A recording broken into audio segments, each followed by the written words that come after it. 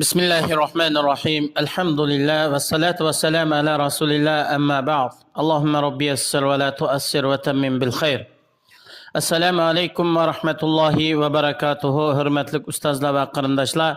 Hemmanlarga Allah'ın rahmeti, bereketi, selamı bolsun. Allah subhanahu ve taala her birinlarni dünyanın her qaysi joylarida xotirjam salomat qilsin ve Allah subhanahu ve taala o'zi yaxshi ko'radigan, rozi bo'ladigan amallarni qilishga muyassar qilsin.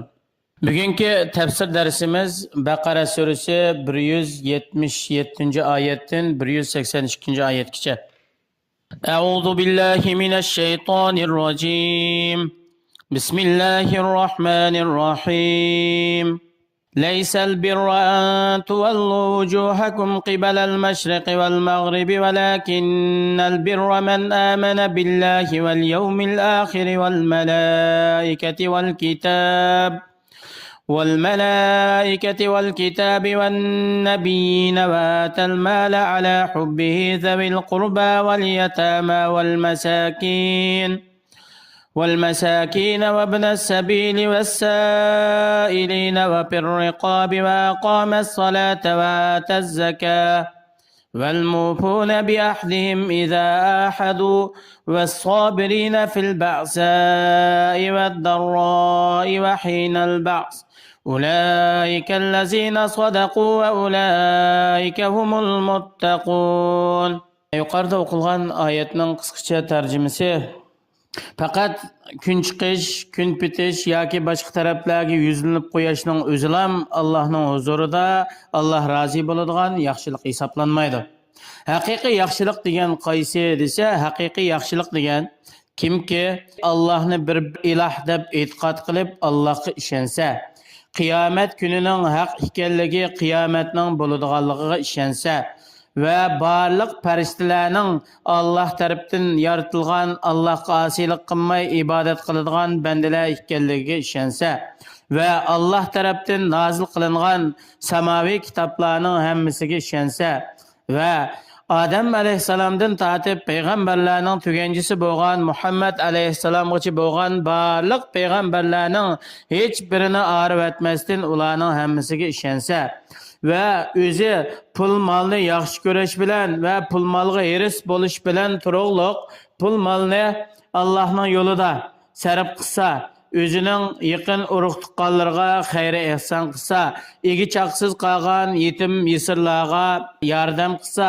hojat egalarining hojatidan chiqishiga yordam bersa va safarda o'zining ahlidan, vatanidan ayrilib, chet yaqi yurtlarda g'arib musafir bo'lib, iqtisoddan ayrilib qolgan kishilarga yordam bersa va hojatmandlarning ehtiyojidan chiqsa, molni, ya'ni shundaqla qul azod qilish va asirga tushib qolganlarni azod qilish yo'llariga sarf qilsa, namozni Alloh buyurgan shaklda mukammal ado qilsa, Alloh farz qilgan zakotni ado qilsa, kishilar Allohga bergan va kishilarga bergan va'dalarga vafo qilsa, faqirchilik, qattiqchilik, jafo mushaqqat, turli kasalliklarga sabr qilsa, urush holatlarida urushdan qochmasa, buning o'zi yaxshilik hisoblanadi. Shu yuqorqi sifatlar bilan sifatlangan kishilar bo'lsa, bular o'zining Allohga bo'lgan iymonida va qilgan amallarida haqiqiy rostchil, samimiy kishilardir. Shu kishilar Allohning buyruqlariga bo'ysunish, Allah cheklagan ishlardan yiroq bo'lish bilan haqiqiy taqvodorlik qilguvchi muttaqi kishilardir.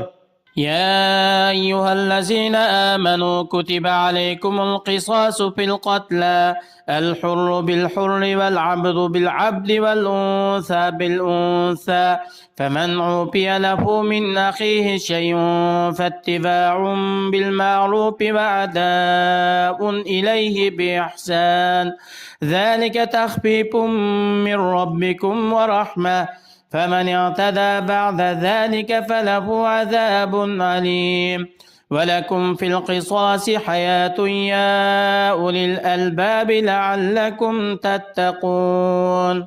Ey Allohga ishongan, Allohning payg'ambariga ergashgan mu'minlar, Allah subhanahu va taolo boshqalarni qasddan dushmanlik qilib o'ltirgan qotillar to'g'risida shu qotilning jinoyatining o'xshi bilan qotilni jazolashni Allah sizlarga farz qildi. Hür adamning barabariga o'ltiriladi. Ya'ni erkin hür adam bir hür adamni o'ltirib etgan bo'lsa, uning barabarida bu odamdan qisos ilib o'ltiriladi. Qulning barabariga badaliga o'ltiriladi. Ayolning barabariga ayolning badaliga o'ltiriladi.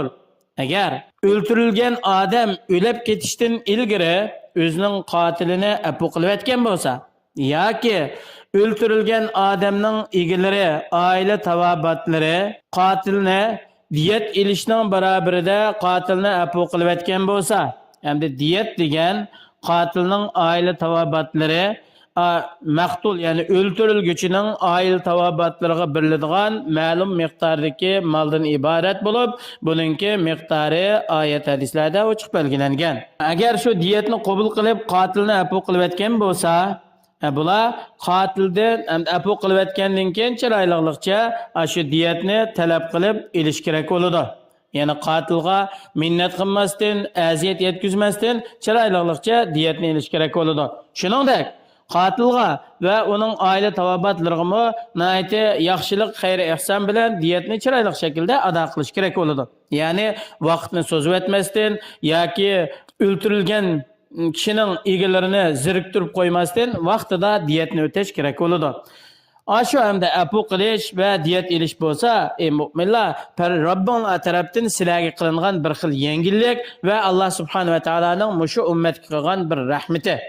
Endi kimki qotilni afu qilib etib, uningdan diyetni qabul qilib bo'lgandan keyin qotilga dushmanlik qiladi ekan yoki qotilni zaxmlantirib, uningga ziyon zahmat yetkazadi ekan, bu odam uchun Allohning huzurida dardlik azob bor. Sizlar uchun ey mu'minlar, Alloh subhanahu va taolo sizlarga yo'lga qo'ygan qisos elish masalasida sizlarga bir hayotlik bor va bir-biringlarning qinini saqlab qilish bor. O'zaro bir-biringlar bilan dushmanlashish, o'chmanlashish, odam o'ltirishga elib boradigan jinoyatlarni to'sash bor.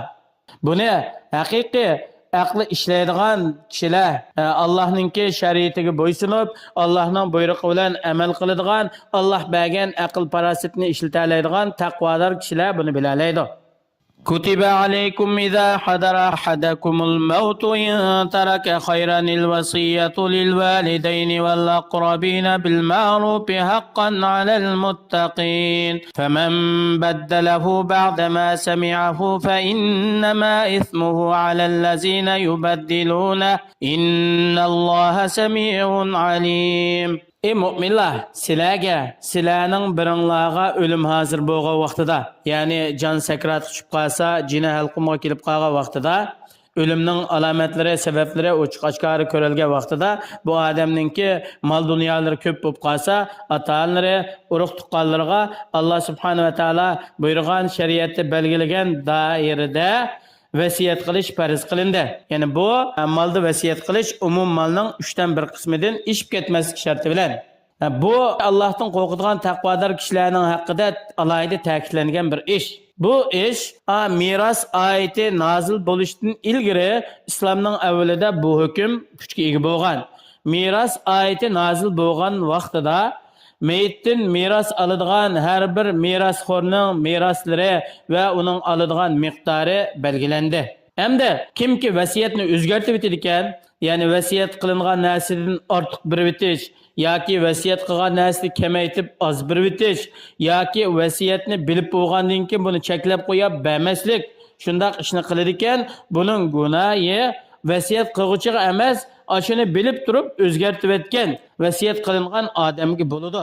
Alloh subhanahu va taolo bandalarning so'zlarini anglab turg'uchidir, ularning ish harakatlarini bilib turg'uchidir, ularning ahvolidan hech narsa Allohning ilmidan yo'qolib ketmaydi, Allohning ilmining sirtiga chiqib ketmaydi. Yuqorqi oyatlardan ilingan foydalar, birinchisi, Allah haqiqiy yaxshi ko'radigan, yaxshilik qaysi desa, Allohga bo'lgan iymonini amaliylashtirish, yaxshi amallarni qilish. Bu yerda hamda Allohning huzurida faqat sidqiy ko'rinish bilan eslab olib, o'zininki qalbi, ichki dunyosi va ruhiyatini haqiqiy Alloh tarafga yuzlandirmaydi ekan, buning foydasi bo'lmaydi.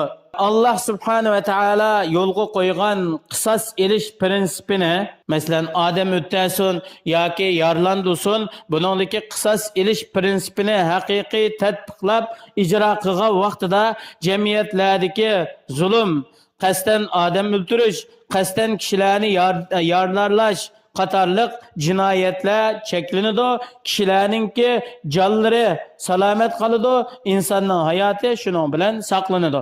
Agar har qanday bir jamiyatda Allohningki qotildan qisos elishdan iborat yo'lga qo'ygan ilohiy prinsipi ijro bo'lmaydi ekan, bu jamiyatda nohaq odam o'ldirish, qon to'kish, yorlantirish, kishilarga zulm qilish, tajovuz qilish ishlari intayin ko'p bo'ladi. Kishilarning hayotining qimmati yo'q holati bo'lib qoladi. Oyatning yana bir foydasi hamda vasiyatning ishi nihoyatda bir ulug' ish. Bo'libmi, o'lib ketar vaqtida biroz mol dunyo qo'yib ketadigan kishilar bir vasiyat qoldirish kerak. Meyitning vasiyatini o'zgartirib o'tgandan keyin gunohi, ashuni o'zgartirib o'tgan odamga bo'ladi, meyitga buningki gunohi bo'lmaydi. Alloh subhanahu va taolo hammalarni haqda ching turishga, Allohga haqiqiy iymon etib, Alloh rozi bo'ladigan yaxshi amallarni qilishga Alloh muyassar qilsin. Assalomu alaykum va rahmatullohi va barakatuh.